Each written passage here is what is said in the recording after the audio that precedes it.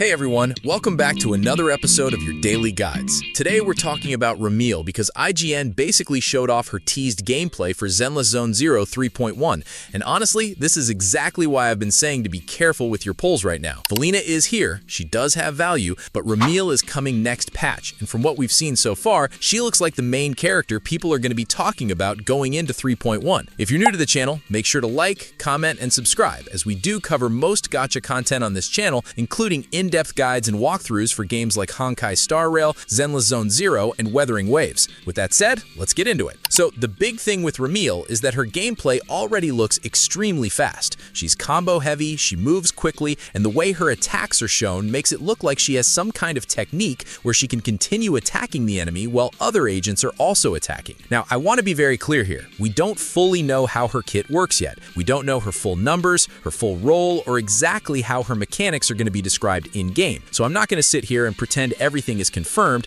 but from the gameplay they showed, that off-field or follow-up style attack pattern is the thing that immediately stands out. It doesn't look like a normal on-field DPS where she just comes in, does her combo, and leaves. There seems to be something more going on with how she interacts with the enemy, even when other agents are involved. And that's why people are already looking at her as potentially a very different type of unit. In the clip, we also get to see the tag switch, the switch in, and then a few of her attacks after that. Then she starts showing what looks like multiple ultimate-style animations, and visually, she looks ridiculous. The animations are clean, the speed is there, and the character just feels premium from the little they've shown. Again, we still need the official kit before we make final judgments, but as an early gameplay tease, this did exactly what it was supposed to do. The reason I keep saying to save is because Remielle is a Void Hunter. That alone matters. In Zenless Zone Zero, Void Hunters are basically being treated as the cream of the crop. If you want to compare it to other games, it's like Archons in Genshin Impact or Emanators in Honkai Star Rail. These are the characters that usually come with major importance, strong mechanics, and a reason for the meta to shift around them. That doesn't automatically mean every single player must pull her no matter what,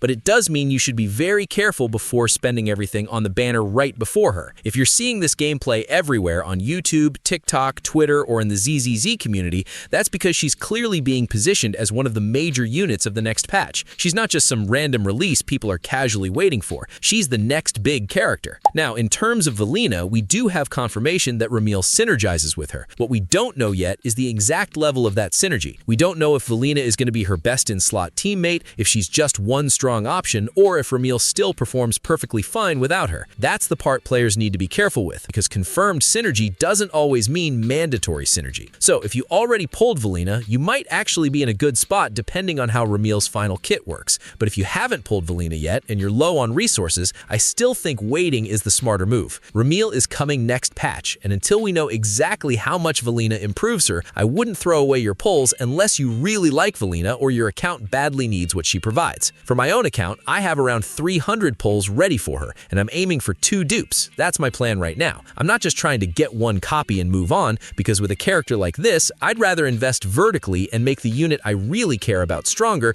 than spread my resources across every banner. That's what I mean when I say I prefer to invest vertically, not horizontally. I'd rather build around the characters I actually plan to use long-term than pull every strong character and end up with too many half-invested teams. The most interesting part of Remielle's gameplay to me is that she looks like she may be able to contribute damage or attacks even when she isn't directly the main active unit. That's something a lot of the current top units don't really do in the same way. Even characters like Miyabi and Shengguang don't have that exact type of presence from what we currently see. So if Remielle brings a new Void Hunter mechanic that lets her stay involved while another agent is attacking, that could be a huge deal for how teams are built around her. Now, I don't think she's going to be a pure support. The way she's moving and the way her animations are presented makes her look way too aggressive for that. But at the same time, the gameplay does make it look like she may support the team through her own attacks, follow-ups, or some kind of extra presence while the enemy is being pressured. That's why I'm waiting for the official explanation before fully locking in any role. She could be a DPS with team utility, she could have off-field damage, or she could introduce something completely new because, well, she's a Void Hunter. In general, if you're a player who wants the strongest future-facing unit, Remielle is probably the character you should be saving for. If you like Void Hunters, if you care about meta, if you want a character that may bring a new mechanic, or if you already pulled Valina and want to see how their confirmed synergy plays out,